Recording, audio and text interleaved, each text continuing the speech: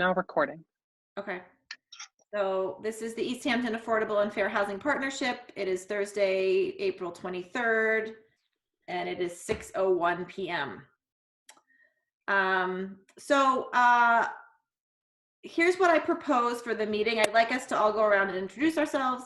But then my proposal is that I'm going to mute you all, and then unmute as folks want to raise your hand, or I'll go around and make sure everybody has a chance to talk about everything. But just so that we're not all trying to talk at the same time, because this is obviously not our usual meeting platform. Does that sound okay? Fine. Okay. Yep. I'm Jana Tatro. I'm the chair. Thank you, Kate, for that nice thumbs up. There he is. There he is. Anyone else want to introduce themselves? Dan Red. I'm Ken Ivecchia. I'm new to the Affordable and Fair Housing clan, and I'm looking forward to making a contribution. Dan Rist, Easthampton City Council, Chair of CPA. I'm Kate Shapiro. I'm part of the Affordable and Fair Housing Committee Partnership. I'm Jackie Russo Pereira, also on the Affordable and Fair Housing Partnership. I'm Jamie Webb. I'm the Assistant City Planner and Administrative Staff for a variety of committees. Hey, Scott. I'm Greg Rowland. I'm on the CPA committee here in town with Dan and Scott. Scott, we're introducing ourselves. I got it. Sorry, I'm a minute late. I'm Scott Kavanaugh. I am also on the CPA committee. I'm going to go ahead. You're in Maine? I'm going to go ahead and mute everyone, as Jenna just discussed.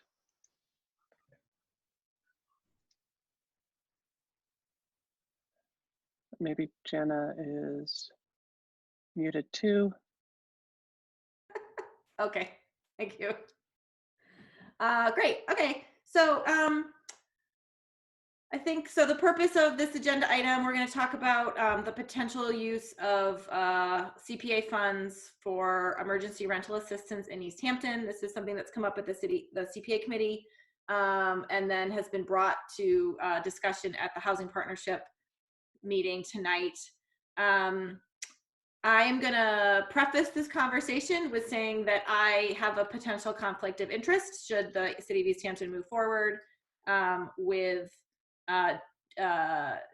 procuring an agency to do CPA for emergency assistance. I work at Community Action Pioneer Valley. Community Action has been in discussions with the town of Amherst about administering their program to use CPA for emergency rental assistance. We would likely be interested in also doing it in Easthampton. So what Jamie and I discussed for tonight was sort of a high level discussion about whether or not the partnership thinks this is a good idea, and that we would like to work with the CPA committee going forward on this kind of program. And then my recommendation and Jamie's recommendation is that we then create a subcommittee, potentially of housing partnership and CPA members who want to work on this issue. And I would not be on that subcommittee, so that I can make sure that I'm, don't have a potential conflict. And so does that sound like a good way to move forward for this evening? Thumbs up. If anyone has a comment, raise your hand and we can unmute you. Okay. Jamie, do you want to do that?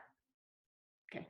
So I think you unmuted me. I'm just curious to know, because I'm on the board of Community Action, is that a conflict for me as well? I mean, I don't benefit from it financially, but it's just a question I have. Yep. I think if you're unsure about whether or not you have a conflict, if you have a potential conflict, that's something you can bring to the mayor for sort of bring it up and let her know. But being on the board of Community Action you're not directly benefiting from this.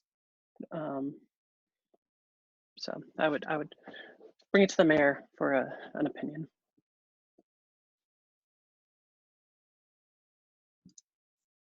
Dan, I'm unmuting you. I have a few things to say. First of all, I don't think it's ethically a problem if the two of you work on this idea. It's important to me that we do hire an outside agency to do this, which we require an RFP.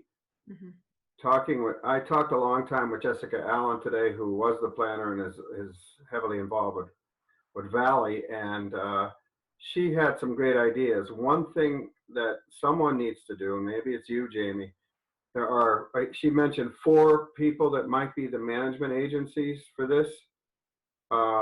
Valley, Community Action, Franklin County CDC, and Wayfinder. We need to find out if they'd even be interested before we spend a lot of time on this. I thought that was a good point that Jess brought up, because if they don't have the capacity to take on another program, I don't think we should continue to pursue this. And I say that because I don't feel that we can put this on the city, like Jamie should run a program, or Jeff, or someone from the city using CPA funds. We like the idea of, I very much like the idea of an outside agency doing this. I also wanted to say that I'm not sure a subcommittee is necessary. I do need the housing partnership to take the lead so that they can apply for funding. You guys know more about this than any of our CPA members. And then we can decide how much we want to put in, and that would be based on the data you might accumulate as to how many people might be able to use this program and the amount of funds you think that might be useful. I'd love the housing partnership to start with an application to the CPA. After that, you're all coming to a meeting with the CPA committee. I would hold a meeting specifically for this so that we could debate what that RFP would be. And then Jess mentioned that Jamie and Jeff know a great deal about RFPs and that they could develop it based on what we want in it. So I just think we need to make sure that before we go too far, and I'd love to hear your thoughts from the Housing Partnership, whether or not these agencies would be willing to take on another program for another community. I think they would, but I'd just like to hear what you think. Kate has her hand up. I mean, yeah, let's try to make sure everybody gets heard. And Ken has his hand up. And for some reason, I cannot unmute Kate. Kate, are you able to unmute yourself? Myself. Jana, you can actually start if you want. I just wanted to mention a couple things and you can add to this, which is, I think Jamie, Jana, and I all went to the CPA webinar, and I'm just throwing this out there that there was a discussion also that I wasn't aware of, and it's somewhat controversial between cities in terms of their own procurement. But one thing that was mentioned at the in the webinar is the possibility, actually, which speeds things up. You can do it 2 ways. You can do an RFP and get bids, or you can in fact have an agency. And again, it's somewhat dicey in terms of our own municipal law, and there's some controversy about if an agency itself can actually submit to the CPA a proposal. So that's the first thing I want to put out there, and then Jana can probably second it. I mean, in this webinar, one of the things that kind of became clear is that this is not a super quick and easy process. So one of the things I think we might want to look at is how can we make it easier? How can we expedite it? And I think that we certainly could. I have a lot of Jana has more housing background. We certainly could reach out to wayfinders and these different agencies, but I can tell you right now, and Jana works at Community Action, I can tell you wayfinders and Community Action would likely both be interested in administering this.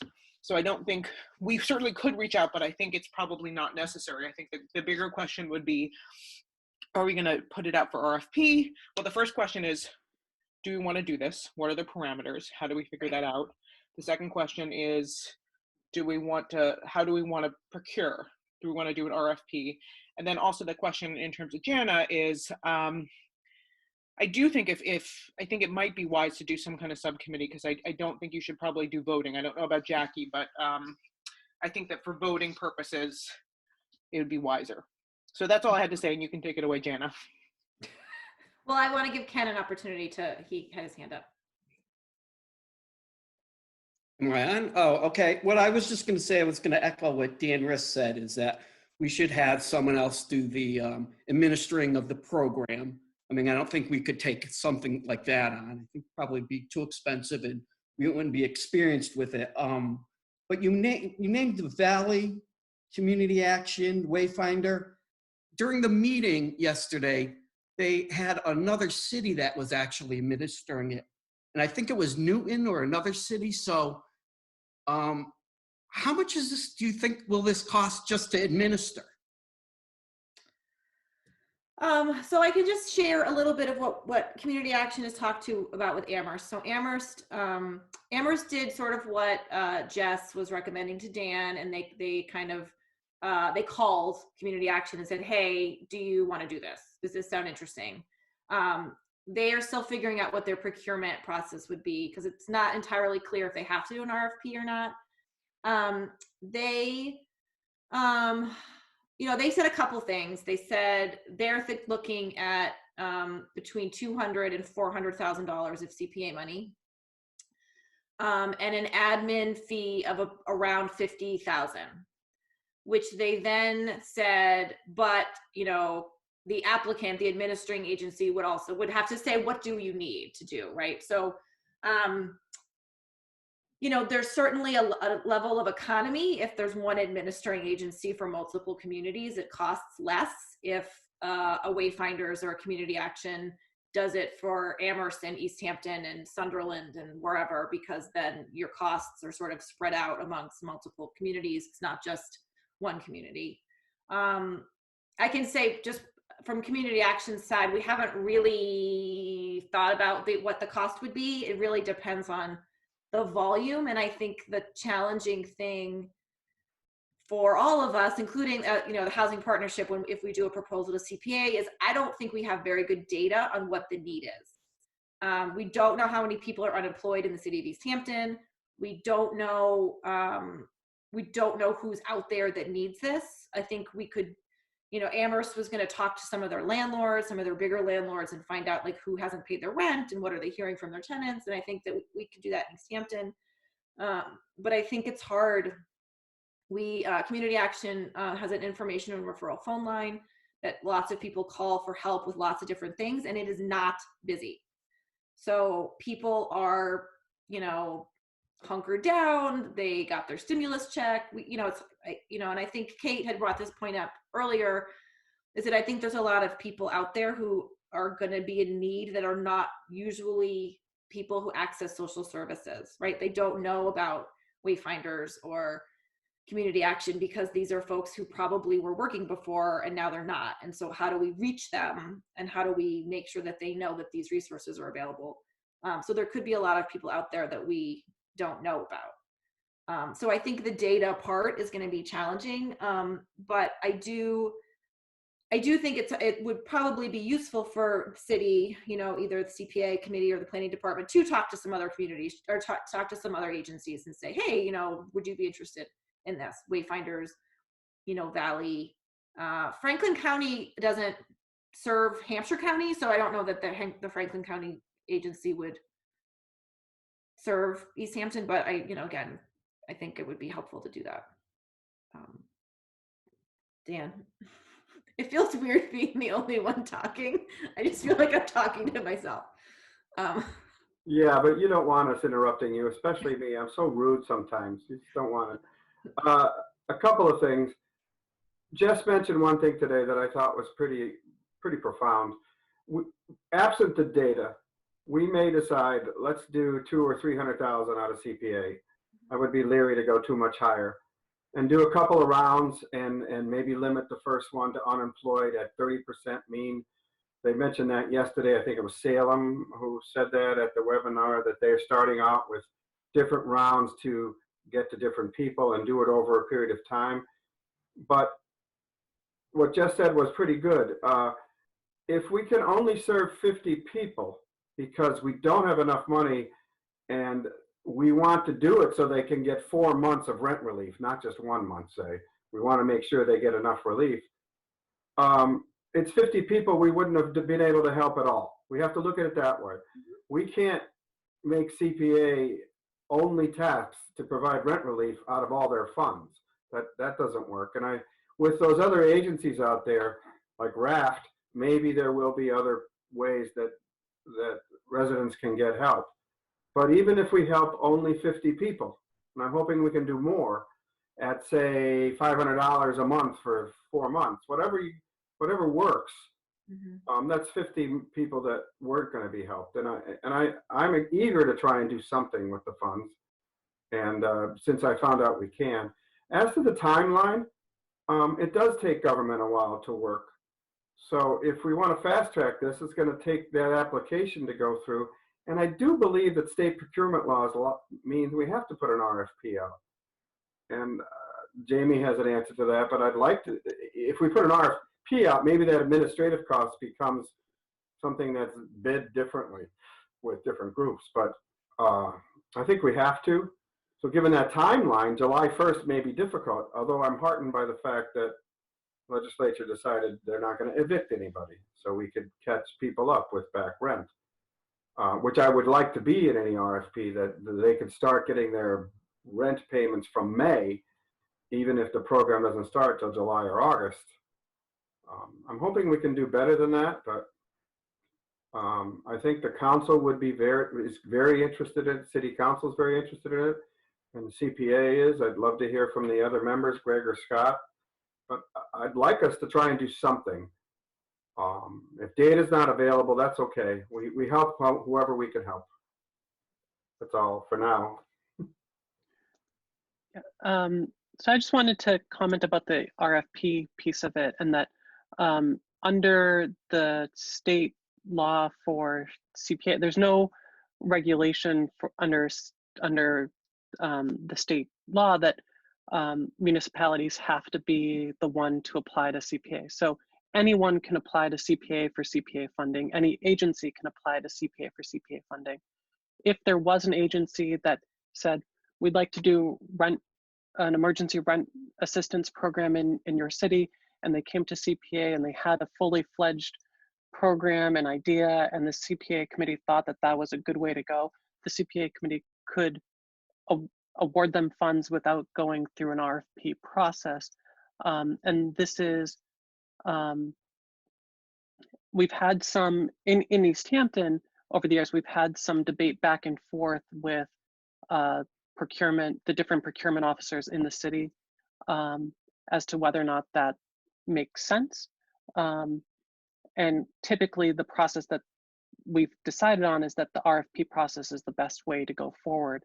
But we did recently, Jeff, myself, Mike Owens, who's the procurement officer, and Joanne Campbell from Valley CDC, were talking about a different program, and it was brought up to Mike that having them apply directly to CPA would not be violating any procurement, and it was, and his opinion was that it was based on the amount of the administrative monies, not based on the total package. So for instance, if we're doing the rental assistance program and it was $200,000 that was going to go directly to families, and the administrative side of it was, let's say, $25,000 that could be awarded without going through a full procurement RFP process, that would be okay. But if they had come in with an administrative cost of $100,000, then that would be too high and it would need to go through the RFP process. And that's what I have to say about that. Kate raised her hand first. So I just want to mention that, again, because Jana works for Community Action, and this is why I think we need a subcommittee that doesn't include her. And I work for the Department of Mental Health, so I can say this. That's an interesting thing that you're saying, Jamie, because I can see a lot of advantages to actually having the agency submit the proposal. And there are some disadvantages, but one of the major advantages would be administrative cost and consistency between programs. So for example, I do know about Franklin. I've worked in a lot of housing agencies. And so realistically speaking, the two ones we'd be thinking about, and I don't work for either, so I can say this, would be Wayfinders and Community Action. The problem with Wayfinders is it's a primarily Hampden County based housing agency, and it does not do a good job, in my opinion, of serving Hampshire County, though it's supposed to. Joanne Campbell, actually from Valley CDC, is on the Wayfinders board and has struggled with that for a lot of years about their service of Hampshire County. So the place that we would probably want more, and I know it is where Jana works, would be Community Action, because they serve Hampshire County better and there's a consistency of other services. So you'd want to push someone to a place where they could get not just our money, but lots of services all around. And so I think that would be Community Action. So the benefit to me of not doing an RFP and initially talking to Community Action would be that it could lower some of our administrative fees, make administration a little bit easier if they were going to do Amherst, and also lead people to a place that we want them to go to get other resources because they have this helpline. The negative to me of not putting out an RFP, but we could talk about this with Community Action, is it's possible that we would forego some of our power, some of the things that we'd want, but we could have that in a conversation. So for example, I think in the training yesterday, I think that what I took from it is that our CPA money is not that big, kind of Councilman Riss, as you had mentioned. So you want it to go as far as it can, and you want it to fill in gaps. So if we did an RFP, we could really clearly say who we wanted it to serve. Mm-hmm. Some of that power could be lost if we had a Community Action or a Wayfinders submit, but we could also have a pre-discussion and they could submit potentially something that we actually wanted them to do. So for example, I actually think in contrast, and Jan and I slightly disagree, but, and I think this was reinforced from our webinar yesterday, that it seems to me that RAFT covers the biggest gap that we have without knowing the data. RAFT covers 50% median income, right? So the biggest gap that everyone was saying on that webinar was really the 50 to 80%. And that might be the target group that we want. So in an RFP, we could very easily say, if, for example, we wanted a 50 to 80% area and median income, we would control that. We might lose some of that if we had Community Action to submit it, but there's a lot of benefits as well. And I know that I said lots of things, but that's just, I got excited when you said that, Jamie, because I think it could also ultimately lead to less administrative costs and more money going to the people we want it to go to. Mm-hmm. Greg's had his hand up. Oh, okay, Greg. Oh, you unmuted Dan. Okay. Thanks. So I really like what you said, Kate, and I tend to agree.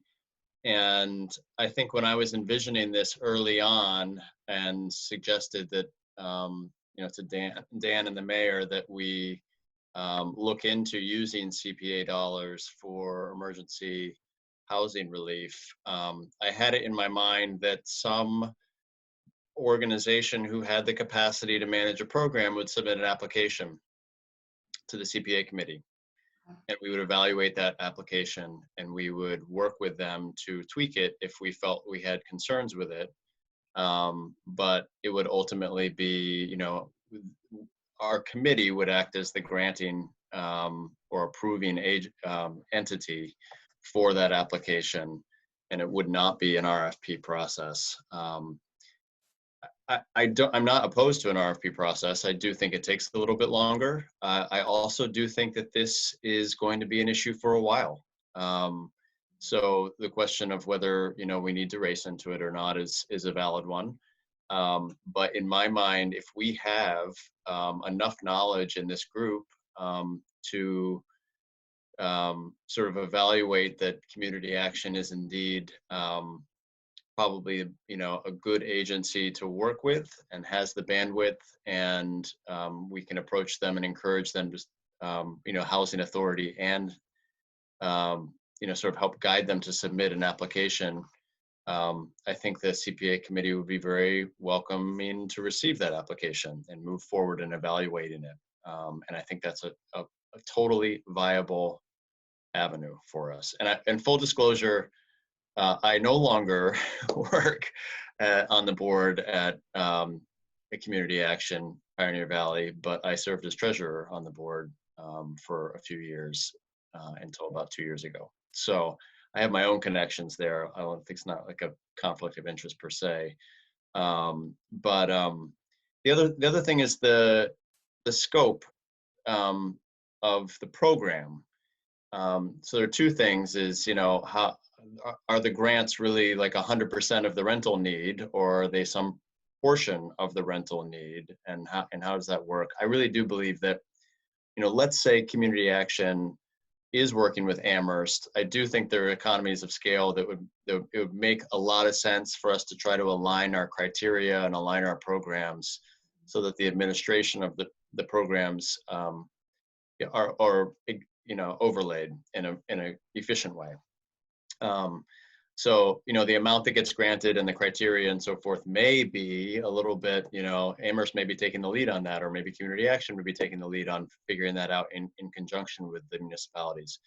But then, you know, and Dan knows this too, and Scott, you know, we're sort of a reimbursement entity. So we only, this is my understanding at least, the money goes out when it has been granted and then the city pays. So we can approve a program, you know, and there are sort of reasons not to do this, but we can approve a program that's, you know, $500,000. We can approve a program that's double what, you know, 200 or 300,000, and it may not be used.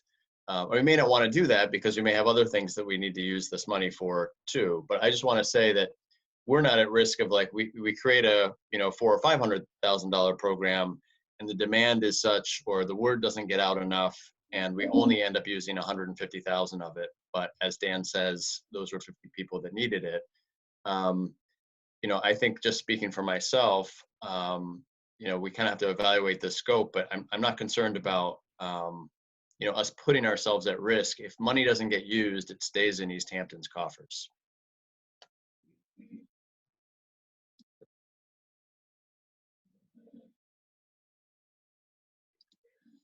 Sorry, Dan, Ken had his hand up a while ago. I don't know if he's still got a question, so I'm gonna go to him first. Yeah, I do actually. I know we're talking about CPA funds, but what if we get other funds, grants or whatnot, increases the amount of money, aggregate money? Does it go through, can we still use the administrator, whoever's going to administrate this, to disperse those funds? I mean, so a lot of other agencies have funds for rent. So there's RAFT, which is administered by Wayfinders. Community Action has several different sources of funds. So I don't know if it would necessarily make sense for the city to be seeking additional sources for helping with rent or utility arrears, because there are other partner agencies in the region that have those funds. So I think it would just be trying to leverage, you know, like Kate said, like leveraging RAFT, leveraging the other things that people can apply for that already exist, rather than the city trying to seek additional funds, which I think would be pretty complicated. So there's no one's eyeing additional funds so to go through this process. Is that what you're saying? It's just CPA. Well, Jamie maybe has a comment. Yeah, I would say that the RAFT funds, the CARES Act that was just passed by the federal government increases the state's community development block grant allocation, which can also be used in addition to the small business assistance. There's also rental assistance that can fund, or mortgage assistance. I think specifically what we're talking about with CPA is just rental assistance. And from the webinar yesterday, the director of the Community Preservation Coalition made a note that this can't actually be used for utility payments. It can only actually be used for the rents. And it could be used for mortgages, but because mortgages are there need to be a deed restriction if we're going to go down the road of funding or doing some sort of mortgage payment, and that there are other programs right now that are specifically targeted to people with mortgages. And so the need anecdotally is that it's for the rental payments, and that's what we're looking at this as both CPA funds, but also outside of CPA, we're trying to tackle it using different programs where we can. Okay. All right. Thank you. All right, Dan? A couple of things. I only brought up the RFP because I thought we had to do that. I like Jamie's idea. I like Kate's idea. My only concern is I got to make sure from Mike, that, and I'll make a call to him, the procurement officer is this legal. I mean, not that they would care, but if we decide to go community action, would Valley wonder why we didn't even talk to them? So that's one thing I've got to make sure of. I like going to, and I'll make the call. Obviously, Jackie and Jonna can't call them and say, hey, put in a CPA request, I guess, and I'll ask them about it. And I would think in negotiation with them, to go to Kate's point about what's in the contract that we have with them, I would think we would be signing a contract, and that contract language would have some of the things we would want in it. Like, no, you can't give it to Northampton residents. It can only go to Easthampton residents.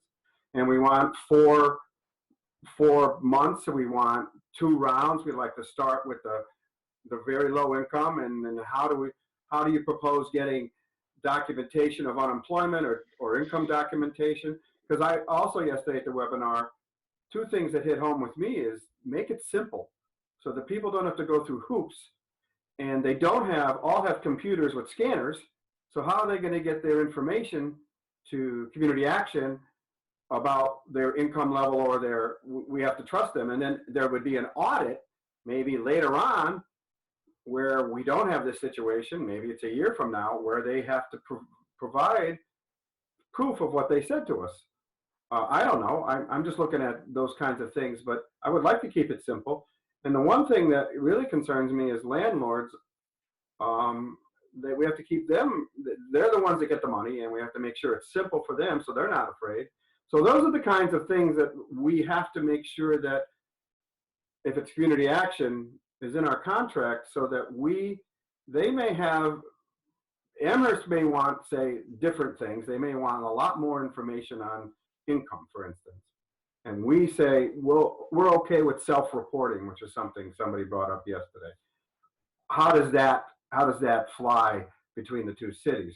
I don't know, but I'd like to make it, I don't want these people to have to jump through hoops to get their rent.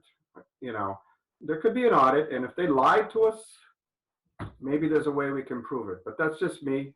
But I like the lack of an RFP takes 2 weeks out of the whole process.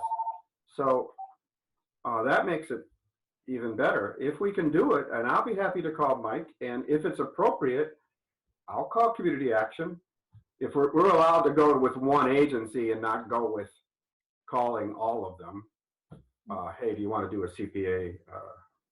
So I don't know if we solicit an application from them, if that then becomes like getting around the RFP process.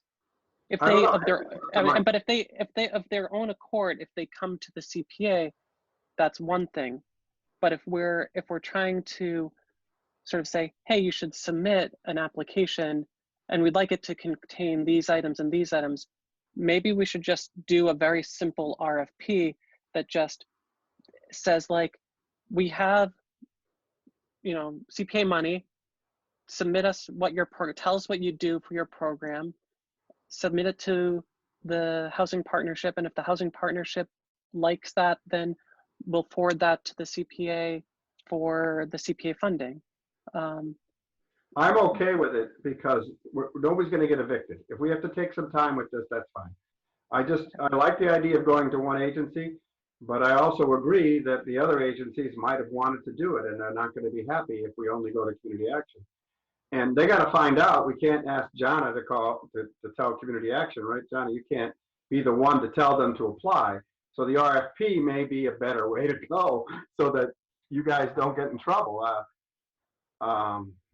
And I don't know, Valley CDC might want to do it. I don't know. I mean, an RFP the administrative costs, if they bid them and they know, for instance, that they're doing Amherst so they can bid a less of an administrative cost, I thought that might work. I don't know. But I like what you're saying, Jamie. If you come up with a simple RFP, a deal breaker for me, the only big deal breaker is it has to be Easthampton residents. I mean, if we don't do Easthampton residents, I won't vote for it.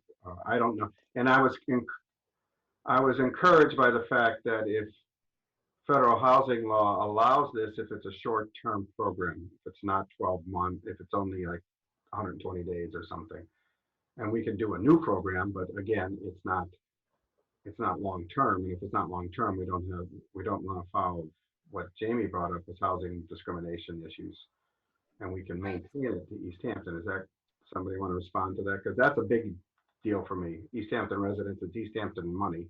So that's why I'd like to do that. Well, I just, Jackie and Kate and Greg all had their hand, and Scott now all have had their hands up. So go Jackie first. So a couple things I mentioned. One, Dan, is that, am I unmuted now? Yes. Yes. One of the things I want to mention is that any agency we go with already knows how to do the income verification thing. So I think that we don't have to worry too much about that. And they, even right now, when we can't actually physically go places, they have processes in place for that sort of stuff. So I'm not super worried about that. I think the idea of an RFP, particularly if we can like get it out the door quickly and have that happen, actually makes more sense, just to see what kind of capacity folks have to do things, and then, you know, if the housing partnership, whomever gets to be the kind of arbiter of those RFPs, will, you know, I'm going to say, we'll know based on those proposals what the best option is. That's what there's more in my head, but it's doesn't need to come out of my mouth. Okay. Kate and then Greg. So I'm just actually wondering, and I think this is hard, Jackie, I do totally hear what you're saying, but I think it's also hard to figure out which way to go until we know what the Easthampton need is. So, I mean, another way that you could do it, again, I am a slight proponent of seeing what community action is doing. And obviously Janet can't tell us right now with Amherst, just because, again, it might lower the administrative cost and get things going quicker. But if someone were to have that conversation with community action, one of the things that would be difficult to tell is what is the target group that we're looking for and who is going to be the deciders around that. So for example, Councilman Rist might say, I want 30%, I'm leaning more towards 50 to 80. So I think that one of the first things to figure out, because that to me would be a big determinant in terms of which way that we want to go. I mean, again, administering, like as Jackie was saying, finding the documents, community action is going to be really quite competent in that. And I feel like, or wayfinders, we can leave that to them. But I think the question of since you retain more power with an RFP, it's hard to know if we want an RFP or we want a bid without knowing what is it we're targeting? What are those special things that we want in the RFP? Because again, to put out a simple RFP, sure, that could be great, but at the same time, if we have a quick conversation with community action and they say, hey, we are gonna go for the Amherst one, Amherst, we're gonna do this, this, and this, and that's totally aligned with what we're looking for, that might make it easier and quicker, and again, keep down our administrative costs. So my first question is just, what is the target we're looking for, and who and what entity is going to help us decide that? Because it's also a lot of money, and I don't think, you know, Kate certainly doesn't rule the world, so I don't even know enough about city politics and who should be the deciders, because we are talking about a lot of money. I mean, we're talking about up to, you know, we're throwing around $200,000 to $400,000 for a long-term issue, and I don't know how we should decide that without any data. And could community action be helpful with that? Because again, so it might also just be helpful to have an official conversation with Jan in a different capacity, for example, because so yesterday they talked to us about RAFT, and it seems like the gap for RAFT is helping cover people under 50% AMI. And they could do mortgages, but mortgages don't need it that much. One question I have is there's another kind of money source called ESG. What's ESG covering? So perhaps one of the things we also might want to do is get it's not just a conversation with community actions and wayfinders as I think about it more, to see if they do it, but actually also get some experts involved to see where they find the gaps, because that might help inform us what our target group is. Because again, though I know lots about housing, I don't know about housing in COVID, and I think that's part of the problem. No one does, but just to get more of a sense of where the gaps are, because we have limited money and we want to use the money where the gaps are.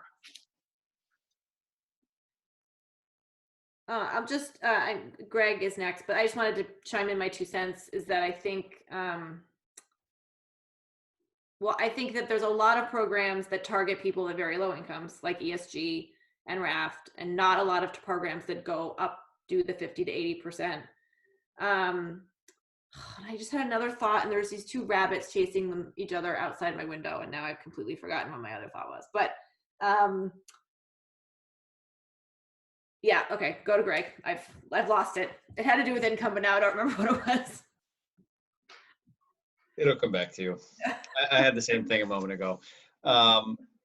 So just one thing on the sort of simplicity of this. I think on some level, I just want to share a little bit of my experience with money that is so simple to get, which is the Small Business Administration PPP loans that have been swirling about, that really did not end up going, for the most part, into the hands of the most needy small businesses around the country, which is a catastrophe, really, in my opinion. And we'll see about this next round, because I think they just approved another round of funding for that program. But so that, there is something to be said for creating enough oversight and hurdles and whatnot to make sure that it's, being managed and getting to where it needs to be without being diverted maybe to other things. I think the involvement of, this is not my area of expertise. I'll be the first to say housing is, of all the areas that, that we kind of grant to, and CPA, affordable housing is something that feels like a little bit more of a mystery and black box to me. But having landlord and, landlords are getting the money, I guess, or making sure that they do get their money. I don't really even know what the oversight is, if this is, specifically for rent, what the mechanism to make sure that it's being spent on rent is. All that stuff aside, I was really like, whoever is managing this has, like, if it is community action or whatever, they do have the income verification, they have the structures in place. So I'm not particularly concerned about that. The RFP, and this is maybe just something I don't fully understand, but we still need an applicant in the CPA. Like, the CPA committee needs somebody to come forward, and it can be the city. It can be like, the school department or park, the parks department or whatever, have come forward with proposals, for the soccer fields or whatever. And then they go out and they do an RFP for who's going to do the drainage on the, fields, or who's going to put the lights up at the, football field or something like that. Like, but there still needs to be a lead applicant. So, and I, in my mind, if we do an RFP, like, I'm trying to still picture who that lead applicant is. Is that, the housing authority who then puts out the RFP and gets who's actually going to administer the project, or what? But on some level, I just want to throw that out there. Like, who would be the, if not a direct applicant such as community action, what's the alternative, right? Okay, Scott, and then Jackie, I think.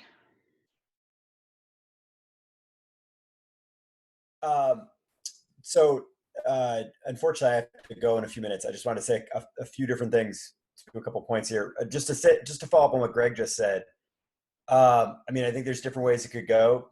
From what I'm hearing, I feel like the best way to make that work would be, whether it's through an official RFP, or it seems like there's only a handful of organizations, but basically to put the word out that this is something we're interested in, and then have them be the applicants. So essentially it's not an RFP where we're deciding on a contract, it would be people like different organizations applying for CPA funds, and ideally we'd be getting them at the same time. So then the CPA could then, and this would probably be done in conjunction with this committee, like decide on what what we'd be voting for affirmatively.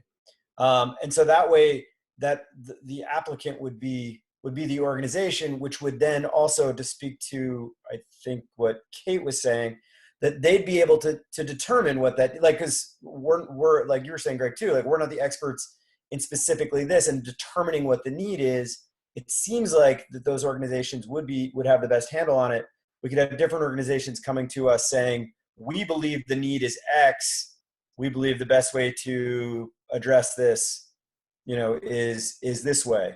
And so just whether it's formally or informally, getting the word out to those organizations that we would like to have those proposals at the, the May CPA or the April CPA meeting, right? May CPA meeting. Anyway, that's one way to go about it. The other thing I wanted to just follow up on is something that you said, Greg, as far as the money. You were like, if we had $500,000, that money would come back to us. As a CPA member, I would be in favor of sort of going the other way. In that I feel like right now it's going to be a low demand because there's no evictions. But then at some point, I think it's going to really open up, and I would like to see sort of a lower amount in an initial in an initial program, $200,000, something like that. That then once we have an idea of what that has done, then we could go back to the CPA again and refund if that's something we wanted to address. Just so we don't have $500,000, like have a bigger number go away and feel like, was that effective? Is this how we want to be using this? So anyway, and that's something, I don't know if that's something we would figure out. We'd have to go to the CPA committee anyway, but those would be my thoughts on that. But in general, overall, to everything we're talking about, I'm definitely in favor of some way using this to address that need. And I'm going to jump off in just a minute, and I'm sorry about that. Thanks for joining us. But I'm done for now. So I think Jackie and then Dan.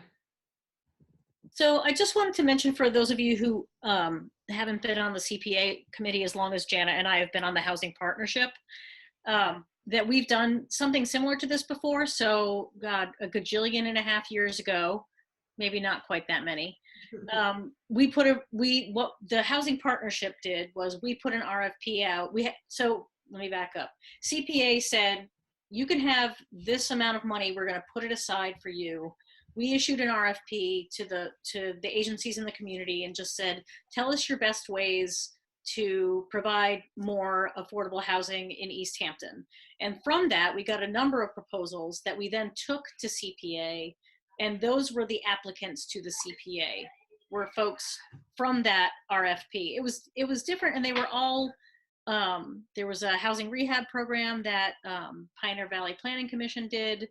Valley CDC got some first bits of money for Parsons Village. Treehouse applied for something that we said, the CPA actually said no to. And I think there was one more, right, Jana, that I can't remember now. But my point is, the way that we did it that way that I think could work is that we put out an RFP and said, here's what we're looking for. We're looking for any and all, which this wouldn't go like that, but we're looking for any and all ideas about how do we create and maintain affordable housing. People came to us with their ideas. We brought those to CPA. So I think in this case, it would be, we're looking for someone to manage a rental assistance program. Here's our RFP, and then we get those and we can either vet them or bring them to CPA or whatever. But I think, it's always the agency that applies. It wouldn't be the housing partnership that applied. And then the other piece I was going to say before I forget, sorry, I wrote this down. I think to Scott's point, part of what we would ask for in that RFP for their proposal is, what do you see? Tell us about the need.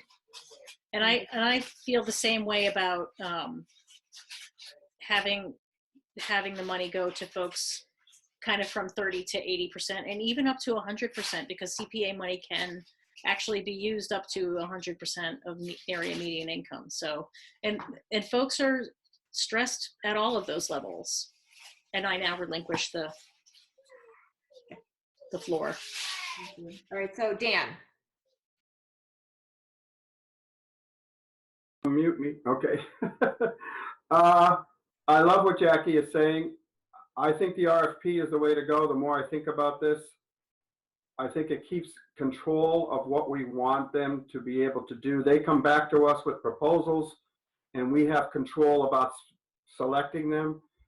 I also am educated by Kate, especially about all the other agencies that are providing rent relief. We should go to 50 to 100%. I'm happy to do that.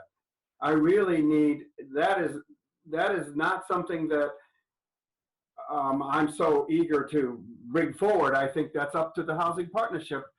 If you guys want to put together a quick application and it's only to request RFP and have the CPA approve it, whatever the method that Jackie mentioned before works for me. And if the RFP has simple things in it like Easthampton residents and other things that you guys put together, I think that would be the best way to go. I really do. And that way, we're not looking like we only want community action to be the one to do the work. Maybe Valley, maybe Wayfair comes up with a plan that we are okay with. And then they say, here's what we recommend, and we pick them. I like that a lot, and we get control. And the idea also that Jackie mentioned, they would have maybe they can tell us, well, it looks like you need this much, you have this much rent relief you need. And there is a way to find out who's unemployed. I mean, if we want to look at unemployed low-income people, I think there's a way to find that out. So those are the things that maybe, that attracts me a lot, the data that they can provide. So I would hope, if it's possible, for the housing committee to discuss this further. But for me, for you guys to come up with a plan, which might be to provide a sample RFP, ask the CPA for funds to cover the administration costs, and then the groups come back and say, we would like to apply for 200,000 or whatever we decide we want to start with. I do agree with Scott. We should start low because we can always go higher. And the CPA isn't a pot of gold. I don't really want to, I mean, I want to help everybody, but there's a lot of things in town that we really want. I don't want to forget that this is going to be over sometime. And we have to get back to the quality of life project CPA has always been famous for. So I do want to help. But given that there are other agencies like RAF, the CARES Act, helping out there, let's let CPA fill in that gap. I love what Kate said there. So I think the RFP idea that Jackie brought up is the best way for you guys to go, and we need your help. And that way you can develop some ideas, and Jana and Jackie can help with that, because we're not talking just community action. We're talking an RFP that goes out to everybody. You develop the RFP that's broad, and everybody can apply for it. I don't know, I feel that's good. And I know that Jess said that Jamie and Jeff are very good with RFPs, so they can help with that. So that's just my thoughts. Anyway. All right, Kate, and then Greg. I just wanted to say that actually, Jackie, though I was reluctant, I actually do think the RFP would work the best. I also think that what we can include in an RFP is we can just ask people about administrative costs. You know, I mean, again, when you put an RFP, people can respond however they want. So let's say community action gets Amherst. One of the RFP responses could be, look, the administrative cost is going to be lower if you're, or we'll propose to have these criteria to fill in the gap. So I do think the RFP, and we can also ask a question somewhere along, which I would want to put on there, something, you know, what other services, by going through your agency, what other services can you help connect people who need assistance for? So I think that would be very helpful. I guess my next question is, do we vote on this? And I don't think Jana, unfortunately, can be part of this because community action will be bidding on it. So what would be the next steps? I don't know if Ken or someone on the committee want to talk about that. How do we move forward? And people might want to comment, but. Yeah, Jamie, do you have a guidance? Yeah, so my sort of preliminary discussions with Jana about this was that I think it makes sense to form a subcommittee of the housing partnership with the CPA members who've already stepped up to take a lead on sort of helping get this through CPA. And that small group of 5 or 6 people, plus myself, would help to develop the RFP in a very quick fashion. And then we can, if the housing partnership tonight votes to authorize that subcommittee to move forward with that process, whatever comes out of it, then we don't have to come back to the housing partnership for another vote, and we won't be putting Jenna in a position to conflict herself, especially given that I think the conflict is very clearly that she would have some sort of insider information about the RFP before it comes out to the public, and that could somehow influence what they're looking for. So we would want to, I think, push it forward, give the authorization for that subcommittee to do the work and then bring it to CPA. And then that subcommittee would also be the review committee for whatever proposals come in, to make sure that the proposal that's then getting to CPA actually meets the needs of what we think the city needs. And then would I not vote to, could I vote to authorize the subcommittee, or I shouldn't do that either? I think you could vote to authorize the subcommittee because you're not actually taking part in the work of that subcommittee. Okay. Greg had his hand up. Yeah. So like Scott, I have to get going here shortly. So I'm just going to sort of add my final 2 cents in.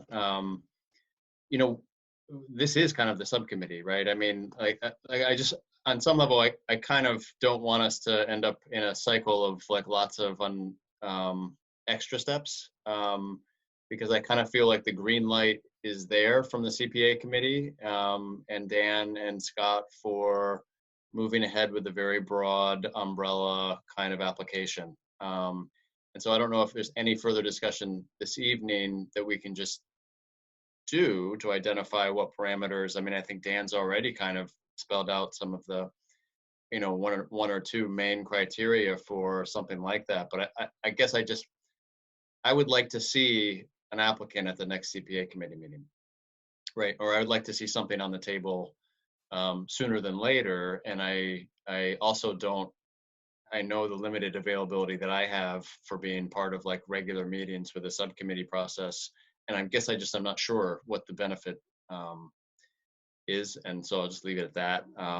But I'm wholly supportive of the effort. So, but yeah, I mean, when's go ahead. the CPA committee meeting? Is it next week? No, well, it's the 3rd Thursday of any month. So I'm sorry to interrupt. I was going to hold a special meeting for this effort. I didn't want to go a month from now. I wanted to see if we could get something done sooner. Well, right, but yeah, I'm not sure we're going to have an applicant next Thursday. Is that what you were thinking? Well, I don't know. That was my hope, but you know, whatever we can do, it has to go to council, finance committee, then back to council. It is a long period. And the other thing I have to tell all of you on the housing committee is that, first of all, we're not as knowledgeable as you about this, and I'm sorry. I'm kind of hoping that if Jackie and John drop out of this, it's Kate, Connie, and Ken that are making decisions for the housing partnership. So I'm kind of hoping you guys can at least give advice. But the RFP doesn't have to be that complicated. And lastly, I'm going to say it took me a little effort to get people to be here tonight, like Greg and Scott. And a lot of people have a lot going on. I'm free, I'm retired, and it's easier. I don't mind helping you guys out, but the subcommittee might be just me. So just so you know that, I know that Greg and Scott have a lot going on and they were willing to help. But there's two parts of that. One is we're not as knowledgeable. Right. The only thing we're concerned of it is there a public benefit to the city of Easthampton residents. That's the biggest thing. That's part of the CPA. Here's what Everything else you develop, we'll probably go along with if you think it's appropriate, because you guys know, like the person who brought up the fact that Community Action knows how to do income qualifications, and I said, okay, I'm okay with that. If it's already, I don't want to reinvent the wheel. And what Jackie said is something you did before. Use that precedence, maybe to make that work. Again, I have one criteria that's the only thing that it's a deal breaker is if we have to allow other cities and towns to apply. That's the deal breaker. Yeah. So I got to say goodbye, but thank you, Greg, for helping. Thanks, yeah, Greg. you're welcome. Good night, folks. We might have a little bit of a conundrum, Jamie. So I have an idea, which is just moving forward. I think that it would make sense, and I'm volunteering Jackie. Perhaps Jackie and I could just come up, Jackie, with your, I think you have to check with the mayor first. I don't think you'll be conflicted out, to be quite honest, because you won't have any financial benefit, and I have to do the state conflict of interest all the time. I think you should check with the mayor first, but my guess is that you can participate in this. So one of my thoughts is that we could, you know, I don't know if we'd have to ask Jamie. I have two questions for you. I don't know if we'd have to make an official subcommittee or if we could just draft something up. But then the other question that I have is the housing partnership has a slight official problem with Jana out of the picture in terms of, do we have to vote for the RFP stuff? So one of my thoughts, Jamie, and maybe you could answer this is, and first I have to ask Jackie if she'd be willing to draft something up with me, because I'd have to know what the old RFP was. But we could draft something up. I would want someone, we want to make sure, Councilman Rist, it might make sense to at least include you to see if this is, that our RFP is hitting the target. But I guess I also have a question, Jamie, is what would have to, let's say Jackie and I draft something up. What's the next step? Does it have to be voted for? Because that's part of the benefit of the subcommittee too, which is, for example, it would just be me, Jackie, and Ken. Is that enough? So maybe if you could speak, well, maybe first we'll go to Jackie to see if she would be willing to draft something up with me. Yeah, I'd be happy to do that, but I do want to check in with the mayor because I am still on that board. Yeah, I think you'd have to check in first. And I do feel like having knowledge of what, I think that the problem is having knowledge of what the RFP is looking for could potentially put my participation in jeopardy. You know what I mean? Check with the mayor. I don't think so, but I think because it's almost always about monetary gain, and you would not be bidding on the RFP. Right. It would be a problem if you were a responder, but check with the mayor. I want you to check first, but I don't think you will have a problem. Okay. And then Jamie, I don't know that second part of number. So I think, so in order to have like an ad hoc subcommittee, we need to just form it. This committee can form an ad hoc subcommittee at any point in time. Mm-hmm. We don't need approval of the mayor or the city council to make a subcommittee. Mm-hmm.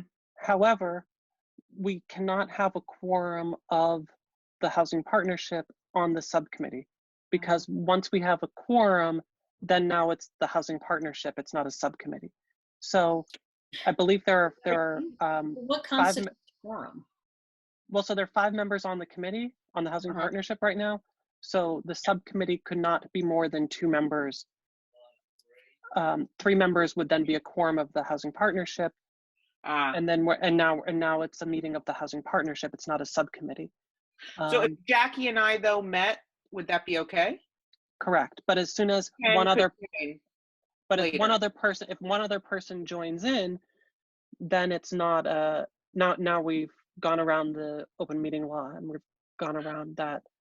So could Jackie and I meet to draft as a subcommittee?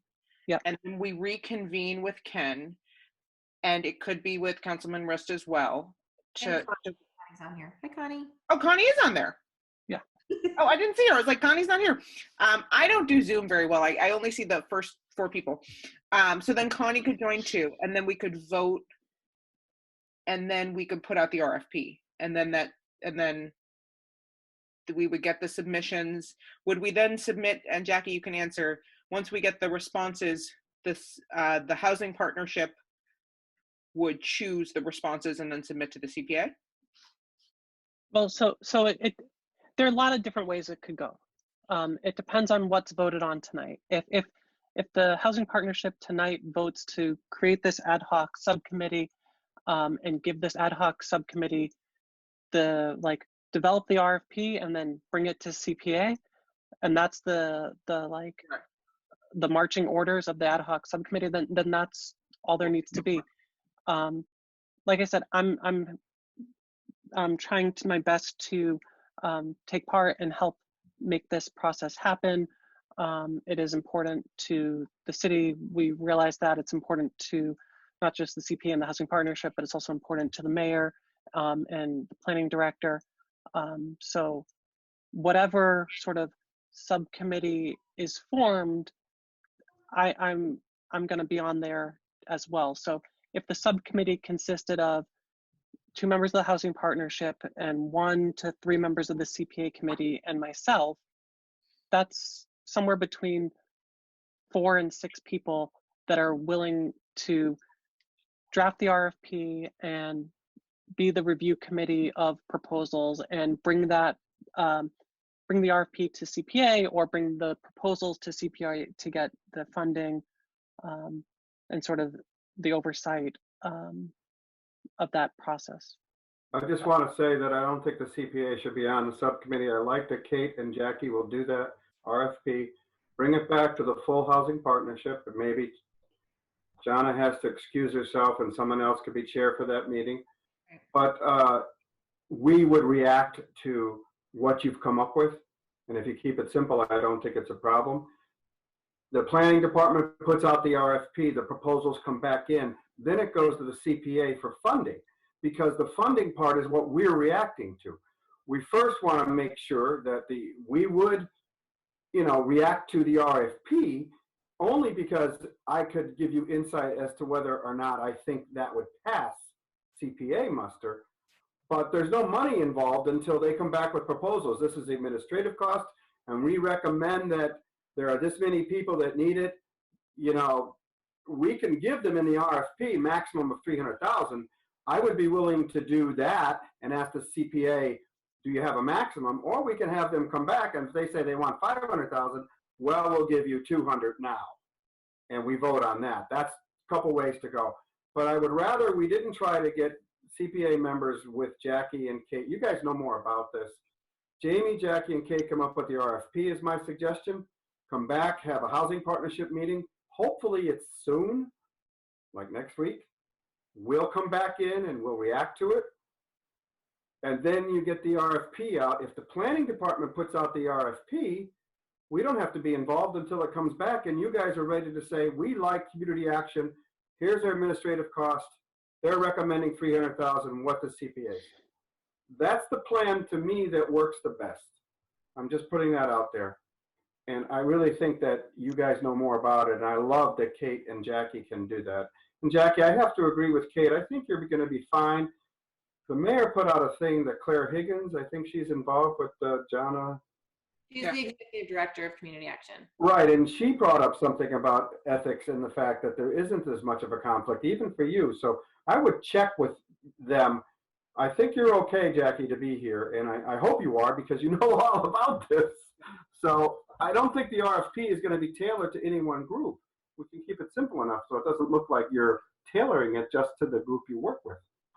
But okay, that's my thoughts. I really feel that it has to be you guys that get us the RFP, get the RFP out to the planning department. They know how to do it. And I know Jeff and Jamie are eager to help. So you get the RFP, don't make it too complicated. And again, the only thing for the CPA that's, I know they're gonna ask is it Easthampton residents? And if there's a protection for that. And the RFP gives us that control. That's the thing, okay? So it's, all right, so it's 7:10. So let's try to move this forward. So let's say, so the idea is that we're gonna vote tonight to authorize the creation of an ad hoc subcommittee of Kate and Jackie with the support of Jamie to work on this RFP. Is that right? Okay, so, all right, I can vote. So then we should, I'm supposed to do a roll call. That's what we've been told. So we need to unmute ourselves. So do I have to do a motion? Do I have a motion? I don't know. I just want to say, John, I'm going to leave the meeting and leave you to this. Just tell me when our next meeting is, and I hope you're going to tell me next week you're going to have an RFP for us to look at. Okay? Wait, can you just clarify, Councilman Risk, because I'm a little, you said two things. Does the CPA want to see the RFP before it goes out for bidding, or you just want us, can we just send it out for bidding and then you want to see the responses? Just want to look at the RFP to make sure there's nothing in there that we think would be a roadblock. Okay, so you do want to see it before we put out for procurement? We're not going to develop the RFP. We're going to ask you. Like if you say, we want to have all the residents of the valley be able to apply for this. We wouldn't do that. Yeah. So you guys come up with the RFP, we look at it. I think it's just a rubber stamp because I think you know what you're doing. And then once you get the proposals back, the proper venue, I think, because CPA is a city agency, is the planning department putting out the RFP, comes back, you guys get involved as to pick who you want, and then we'll recommend. Yeah, we'll recommend. I got it. This is how much money we need. This is administrative cost, and I think that's what Jackie was alluding to before, was what they did before. So don't reinvent the wheel. I'm going to let you guys debate. I've been talking too much. Thank you. You're welcome. I'm going to make a motion that we form a subcommittee to develop an RFP to look for organization to help us with some rent relief for folks who are affected right now. I second that motion. Do I have to do roll call, really? So, okay, Ken. Roll call. Ken. Aye. Kate. Aye. Connie. Aye. Jackie. Aye. Jana. Aye. Okay, the ayes have it.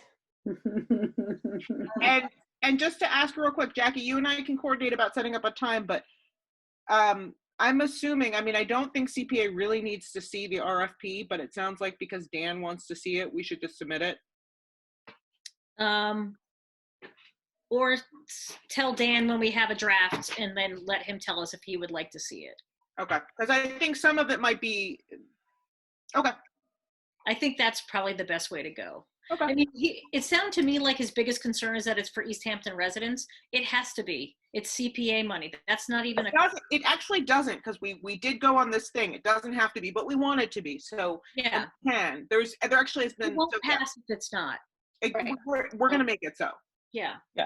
I mean, this goes back to like the fair housing piece of it. If it was a long-term rental assistance program, we would have to say we would only pay for rents in Easthampton, but if you're moving to Easthampton, you could qualify. But in this case, where it's a rental support program for people that are already living in Easthampton, because no one's gonna be moving to Easthampton and then delinquent in rents immediately to be able to then, or if they were, then they would be an Easthampton resident, and then that would be okay.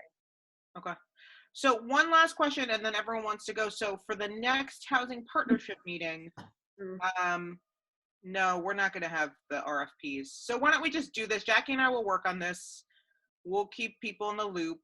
Although I guess we don't have to, maybe we shouldn't, because we don't want to get you in the loop, Jana.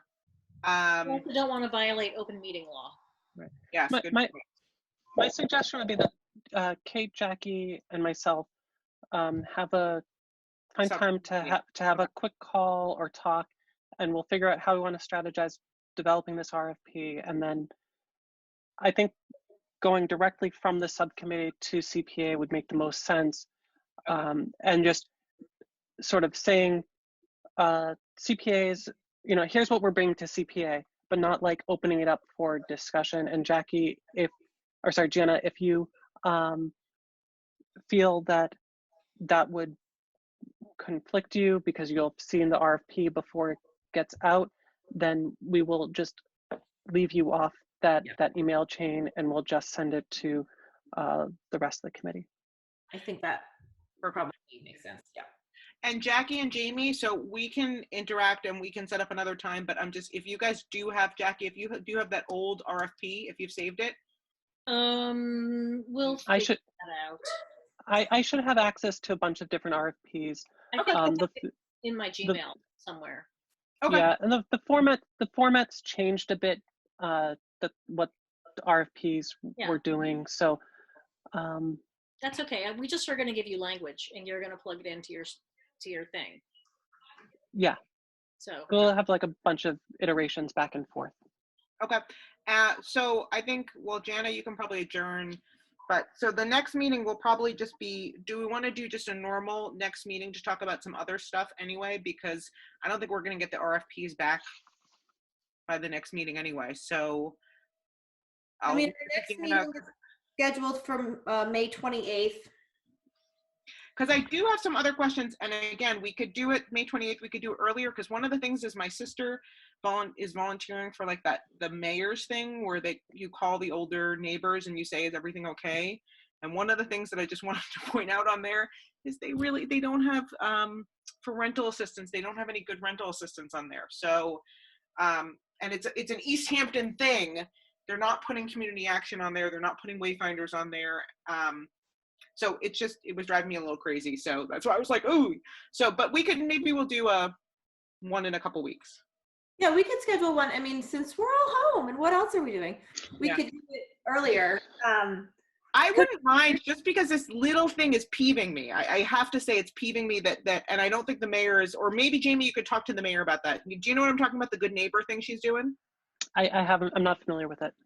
So she has these volunteers. It's a lovely program. She has these volunteers and they're calling people over 65, it might be over 62, and saying, is everything okay?